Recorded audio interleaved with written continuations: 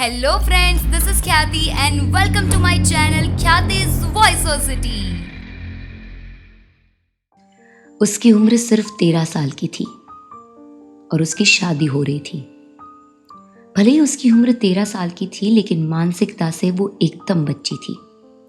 उसके लिए शादी का मतलब ढोल नगाड़े, बाजे, अच्छे अच्छे कपड़े, साड़ियाँ, गहने, क्रीम पाउडर, लिपस्टिक, चूड़ियाँ, यही सब था। और वो अपने आप को सजा सवारा देखकर खुश हो रही थी। जब बारात द्वार चार के लिए उसके घर के सामने आई तो वो सबसे पहले आकर दरवाजे के पास खड़ी हो गई। दुल्हा देखने की सबसे ज्यादा जल्दी उसे ही थी, लेकिन उसकी दादी उसे पकड़कर अंदर ले गई और कहा, बेशरम, अपनी ही शादी में कोई इतना उतावला होता है क्या? कहीं देखा है किसी को कि अपनी ही शादी में दूल्हे को देखने लगे? हाँ, कुछ तो शर्म हया बची है कि सब धोकर पी गई। यही होते हैं पढ़ाई लिखाई के लक्षण। 4 अक्षर पढ़ क्या लिए, खुद ही अपने दूल्हे को देखने चली। हाँ, जाकर कोठरी में बैठ और जब बुलाया जाए तभी बाहर आना, समझी? उसकी आंखों में आंसू आ गए। वो चुपचाप कोठरी में चली गई। कुछ देर तक वो अनमनी सी बैठी रही, लेकिन फिर उससे रहा ना गया। बाहर बाजे बज रहे थे और अंदर वो नाच रही थी। कुछ देर में उसे भूख लगने लगी, लेकिन दादी ने उसे खाना खाने से मना किया था और कहा था कि आज उसे तब तक व्रत रखना है जब तक फेरे नहीं हो जाते। वो सुबह से भूखी थी। जब उससे रहा नहीं गया तो वो चुपके से रसोई में गई और 2 पूड़ी निकाल कर खाने लगी। तभी उसकी माँ आ गई और चुपके से आंचल में से निकाल कर 2 पूड़ी और सूखी सब्जी देते हुए बोली, ले चुपचाप खा ले, पता नहीं कब तक मुहूर्त बने, कब तक तू भूखी बैठी रहेगी।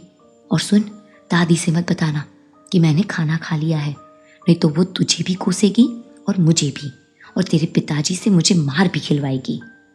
उसे याद आ गया कि उसके पिताजी उसकी माँ को जब तक छोटी छोटी बातों पर पीटते रहते थे और उसकी दादी भी अक्सर उन्हें पीटती थी। वो खुद भी कभी अपनी माँ से प्यार से बात नहीं करती थी। दिन भर या तो खेलती या इधर उधर घूमती, बस खाना खाने के लिए अपनी माँ को याद करती थी। आज भी वो नाराज़ थी कि उसे दुल्हा नहीं देखने दिया। अचानक उसकी आंखों से जर्जर आंसू बहने लगे। वो अपनी माँ के गले लग गई। उसे अब एहसास हुआ कि माँ क्या होती है। अभी तक वो अपनी माँ से रूठी रहती थी, बात भी नहीं मानती थी, दिन भर घूमती रहती थी, लेकिन आज वो उनसे लिपट कर फूट फूट कर रो रही थी। अब उसे ना तो दुल्हा देखना था, ना ही नाचना अच्छा लग रहा था, और ना अच्छी अच्छी साड़ियाँ, गहने, क्रीम पाउडर, लिपस्टिक, चूड़ियाँ अच्छी लग रही थी।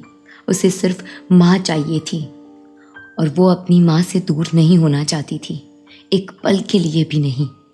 वो हिचकियाँ ले लेकर रो रही थी। विदाई क्या होती है, इसका एहसास उसे अब हो रहा था।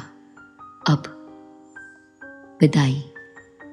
जिंदगी में एक लड़की के लिए जब ये वक्त आता है, तब ये घड़ी सबसे ज़्यादा कठिन हो जाती है। और ये बात एक लड़की से ज़्यादा, एक बेटी से ज़्यादा कोई और नहीं समझ सकता, कोई और कभी नहीं समझ सकता, कभी नहीं।